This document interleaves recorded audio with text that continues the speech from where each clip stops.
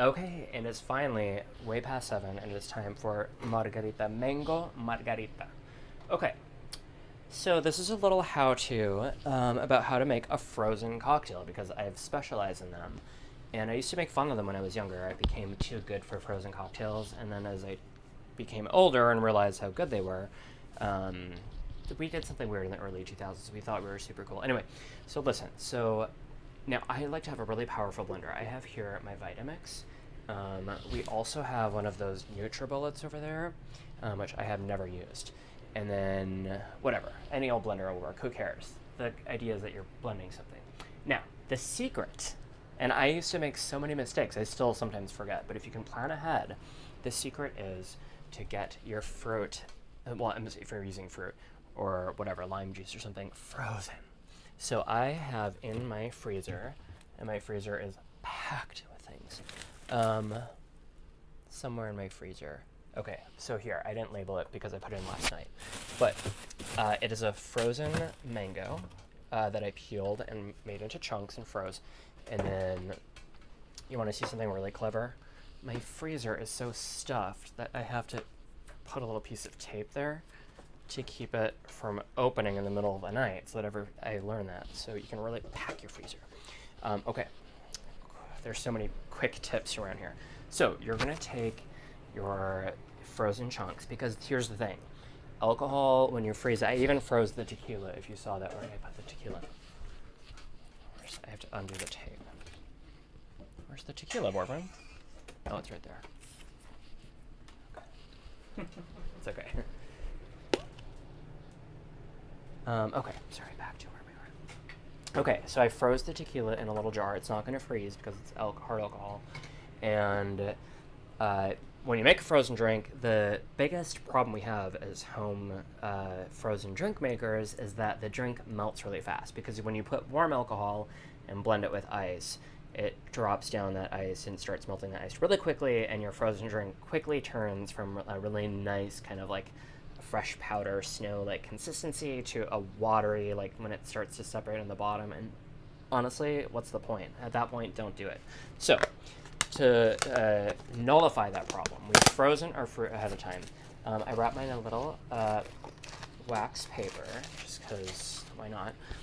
And so we're just going to throw that into the blender. You're going to see it. Now, I made enough for 2, or 1 if you're really thirsty.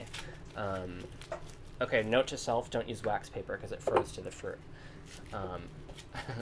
Okay, so we're going to get some little wax paper in there, no problem. Okay. All right, just be patient with me here. Did you know that the history of the margarita, has anybody ever told you about the history of the margarita? Well, I'm going to tell you right now. En el año 1938, that's 1938 in American English. In 1938, a man by the name of Carlos Benny Herrera at Rancho La Gloria, right near Tijuana, had a very fussy actress who had just come down from Los Angeles. She was an aspiring Hollywood actress named Marjorie King. Now, Marjorie King was a little snot. She's like, hey, yo, excuse me, do you have anything like not so strong? Because I'm allergic to all other alcohol except for tequila, she says. He's like, as a hospitable restaurant owner would do, they'd say, yes, in fact, I just created something special. So he goes into the kitchen or the bar, and he was like, oh, back then they were doing shots of tequila with lime and salt. And he's like, well, why not just combine it all together? So he squeezes the lime juice, mixes it with the little bit of the, salts the glass rim, and then pours the tequila in it, and voila. Well, that's one story.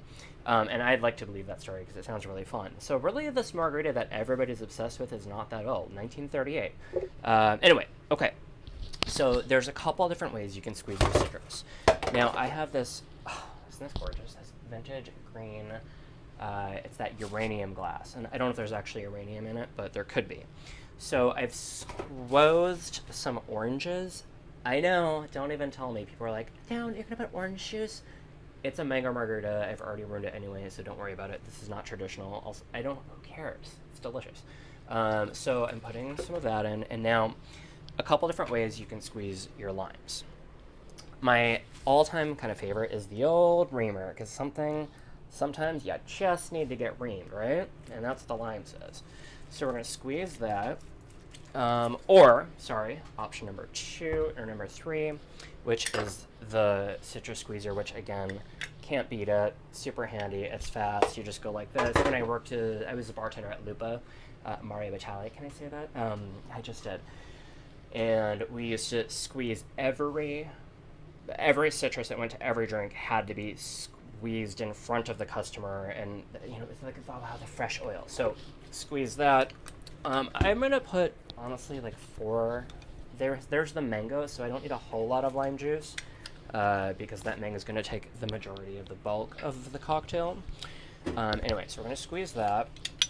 Squeeze one more. I've already added the orange juice. Should we put any sugar in this, Preston? Maybe a splash. Okay.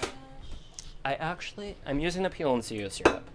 Yeah. That sounds so snobby. I'm using the peel and see syrup that we got from Mexico. So I'm using the peel and see syrup, which peel and see, they're little cones of caramelized sugar that they make in Latin America and Mexico. Anyway, so I found that if you take those peel and see, you're supposed to grate them. They're really, really hard. You can't just like break off a piece. It's like rock candy. So if you boil the water and just soak the little peel and see in, it actually makes. Sorry, I don't ever do this. Yes, kind of tastes tangy, right? Maybe something's not right. I made another syrup. Hold on.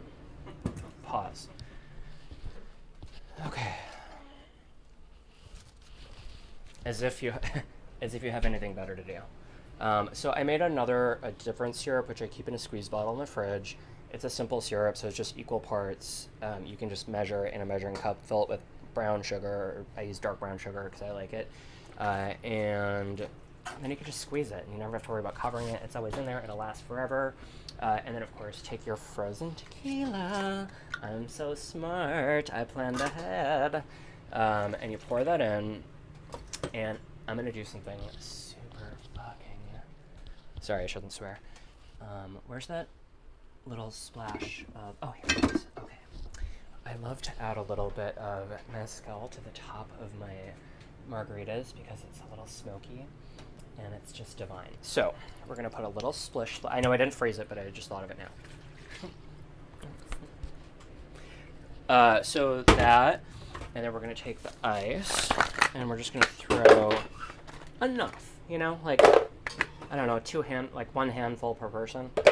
A long time ago, I bartended at this hotel in Wisconsin, and the bartender, it was this old guy, and he trained me, and he was like, you know how to make a good drink?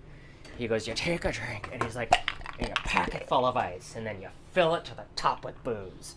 And he's like, now that's a drink that people come back for. And you know what? He's actually right. I thought about it.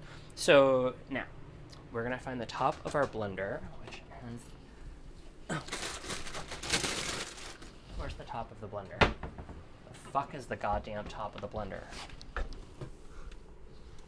What the fuck? Well, who in their right mind would the fuck? I lost the top of the blender.